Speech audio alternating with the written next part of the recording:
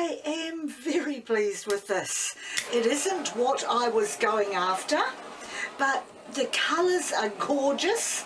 I'm happy with the way it's come out. My intention right from the start was to mix my techniques. I wanted to do a dirty pour down onto the canvas without tilting, and then open cups on it to see what I could make. But unfortunately, even though my open cups looked so pretty with the little gold cells and blobs, I knew I had too much paint on and that I was going to have to tilt it off. So I then had to set about experimenting, doing another pour, couple of dirty cups and another open cup just to get something like this.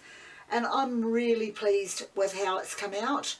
I will now bring it up to the light a bit more for you to have a look at.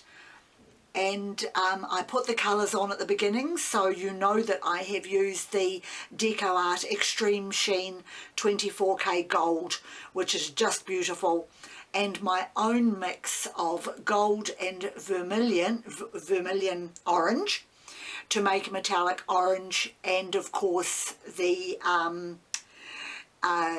wine red and silver mix that I do to make the metallic wine red colour.